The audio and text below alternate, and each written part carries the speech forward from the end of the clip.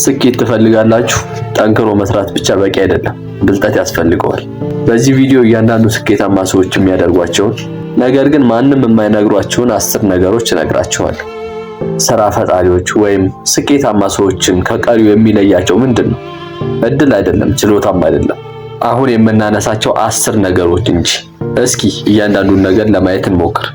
እናንተም እነዚህን 10 ነገሮች መጠቀም እንድትችሉ እያንዳንዳቸውን ለማየት እንሞክር። የመጀመሪያው የሚሆነው ጊዜያችሁን በከፍተኛ ጥንቃቄ ተጠቀሙ። ጊዜያችሁ እጅግ በጣም ውድ ነው። ቀሪ ሀብታችሁ ነው። ስኬታማ ሰዎች ጊዜ አያገኙ፣ ጊዜ ይፈጥራሉ እንጂ። የጊዜ ሰሌዳ ያወጣሉ፣ ትኩረትን የሚከፋፍሉ ነገሮችን ይቀንሳሉ እና ህይወታቸው በጊዜ ላይ የተመሰረተ ሳይሆን እነሱ በሚያወጡት ስኬጁል ላይ የተመሰረተ ነው። በእርግጥ የጊዜ ሰሌዳው በእነሱ ዕቅድ እንዲመራ ማድረግ ነው የእነሱ ዋነኛው ዓላማ። ሁለተኛው የሚሆነው ተነሳሽነትንና መነቃቃትን መጠበቅ ማቆም አለብህ። መነሳሳት ተረት ነው። ስኬታማ የሆኑ ሰዎች ስሜት እስኪሰማቸው አይጠብቁም፣ መጀመሪያ ይሰራሉ። ዲሲፕሊን ከስሜት ይበልጣል። መነሳሳትን የምታገኘው በመስራት እንጂ በመጠበቅ አይደለም። ልክ ጥርስ እንደመቦረሽ አስቡት። ውጤቱን በአንድ ቀን ልታዩት አትችሉ። በተደጋጋሚ ስታደርጉት ውጤቱ ቀስ በቀስ ነው ፍንትው እያለ የሚታያችሁ። ለመነሳሳት ጊዜ አትጠብቁ። ዝም ብላችሁ ዛሬውኑ አድርጉት። ሶስተኛው የሚሆነው ጎጂ ሰዎችን ያለምንም ርህራሄ አስወግዱ። አብዛኛውን ጊዜያችሁን የምታሳልፉባቸው 5 ሰዎች እናንተ የነሱ አማካኝ ውጤት ናችሁ። ዙሪያችሁ ካላስጨነቃችሁ፣ ካላነሳሳችሁ ወይም እድገታችሁን የማይደግፍ ከሆነ እስር ቤት ነው ያላችሁት። እናንተ በትልቅ ወጥመድ ተይዛችኋልና ከዚህ ወጥመድ ውስጥ መውጣት ሞክሩ። አራተኛው የሚሆነው የትኩረት ጥበብን መጎናጸፍ አለብህ። ስኬታማ ሰዎች ብዙውን ጊዜ በአንድ ጊዜ አይሰሩም፣ በጥልቀት ይሰራሉ። አንድ ነገር ላይ ወደ መመሰጥ ይገባሉ እና ቀላልና አላስፈላጊ ስራዎችን ያስወግዳሉ። በትኩረት የምንሰራት 1 ሰዓት ያለ ትኩረት ከምንሰራው 10 ሰዓት ይበልጣል። አእምሯችሁን ልክ እንደ ጡንቻ አሰልጥኑት፣ ይሰለጥናል። በትንሹ ጀምሩት። ለምሳሌ ለ15 ደቂቃ ያለምንም ጣልቃ ገብነት እስኪ አንድ ስራ ስሩ፣ ያለምንም ሶሻል ሚዲያ ዲስትራክሽን። ከዛ ደጋግሙት። ውጤቱን ራሳችሁ ታዩታላችሁ። ያኔ ታመሰግኑኛላችሁ። አምስተኛ የሚሆነው ውድቀትህን ወደ ጉልበት ቀይረው። እያንዳንዱ ኔጌቲቭ ነገር ወደ ፖዚቲቭ ለመቀየር ሞክር። ስኬታማ ሰዎች ውድቀትን ያስወግዳሉ እና እንደ ውድቀት ሳይሆን እንደ አስተያየት ይጠቀሙታል።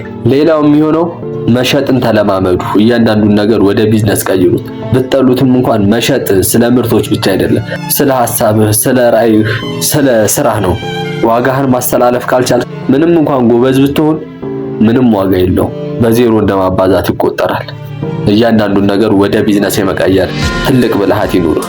ትላልቅና በጥሩ ደረጃ ላይ ያሉ ሰዎች ይሄንን ስትራቴጂ ይከተሉታል። 7ኛ ላይ ያስቀመጥኩልህ ምንድነው?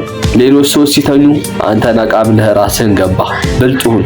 ሁሉም ሰው ውጤት ይፈልጋል፣ ግን አብዛኛው ሰው ሲደክም ያቆማል፣ ይተኛል። ስኬታማ የሆኑ ሰዎች ማንም ሳያያቸው ራሳቸውን ይገነባሉ። ማታ ያጠናሉ፣ ቅዳሜና እሁድ ይሰራሉ። ምቾታቸውን ለእድገታቸው ይሰውታል። አንተም ይሄን ስትራቴጂ ተጠቀም። እነዚህ ነገሮች ሳነሳልህ ዝም ብዬ ከተራ ቦታ ለቃቅሜ አይደለም ያመጣውልህ። በተግባር ተሞክረው ትቢያ የሆኑ ሰዎችን ወደ ትልቅ ማማ ላይ ያወጣ ስትራቴጂ ነው። እንቀጥል። 8ኛው ደግሞ የሚሆነው ምንድነው? በትምህርት መን ሚሊዮነሮች ያነባሉ፣ ቢሊዮነሮች በየቀኑ ይማራሉ። ከፖድካስቶች፣ ከመጽሐፎች፣ ከአማካሪዎች ካልተማራችሁ እየሞታችሁ ነው። የግድ ዲግሪ ያስፈልጋችሁ፣ አቅጣጫ ነው የሚያስፈልጋችሁ። 9ኛው የሚሆነው እያንዳንዱ ግብህን ያለምንም መዘናጋት ተከተለው። ስኬታማ ሰዎች ግባቸውን ይጽፋሉ፣ ጊዜያቸውንም ይከፋፍሉታል እና በየሳምንቱ ይደጋግሙታል እና በየሳምንቱ ይገመግማሉ። ግልጽ ያልሆኑ ህልሞች፣ ግልጽ ያልሆኑ ውጤቶችን ያሳያሉ። የመጨረሻው ሐሳብ የሚሆነው ከራሳችሁ ጋር ውድድር ግጠሙ። ይህ ኤክስ ፋክተር ነው። ማንም በማያምናችሁ ጊዜ እናንተ ግን በራሳችሁ ታምናላችሁ። በጣም ስኬታማ የሆኑ ሰዎች ያንን ስጋት ወስደዋል፣ ያንን ንግድ ጀምረዋል። አንተ ግን እስካሁን ንግድ ጀምራለሁ ብለህ በሐሳብህ ብቻ ቁጭ ብለሃል። ያንን ቪዲዮ ፖስት አድርገዋል። አንተ ከዛሬ ነገ እሰራለሁ ያልክ ቁጭ ብለሃል። ከራሳችሁ ጋር ውድድር ግጠሙ። ያኔ አሸናፊ ትሆናላችሁ። ማንም አይከተላችሁ። ሁሌም ቢሆን አንደኞች እናንተ ናችሁ። እናም እነዚህን 10 ነጥቦች እንደ ቀላል አትመልከታቸው። ሰምተህ መተው ብቻ ሳይሆን ህይወት ላይ በተግባር አስገባቸው። ጊዜያችሁን ጠብቁ። ለመነሳሳት ወይም ለመነቃቃት መጠበቅ አቁሙ። ጎጂ ሰዎችን አስወግዱ። በጥልቀት አተኩሩ። ፎከስ አድርጉ። ውድቀትህን እንደ ዕድል ተጠቀምበት። መሸጥን፣ እያንዳንዱን ነገር ወደ ቢዝነስ መቀየር ተማር። በጸጥታ ስራ። ሁሌም ቢሆን ለመማር ዝግጁ ሁን።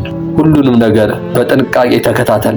ከራስ ጋር ውድድር ግጠም እና ለዛሬ ያስኩልህን ቪዲዮ በዚህ ጨርሻለሁ። አስተያየት ካላችሁ ኮመንት ላይ ጻፉልኝ እና እስከዛሬ ሰብስክራይብ ሳታደርጉ ከሆነ ቪዲዮን የምትከታተሉት ሰብስክራይብ ማድረጉ እናንተን አይጎዳችሁም፣ እኔን ይጠቅመኛል። ለመጀመሪያ ጊዜ ከሆነ ይሄንን ቪዲዮ ያያችሁት ሰብስክራይብ አድርጉ።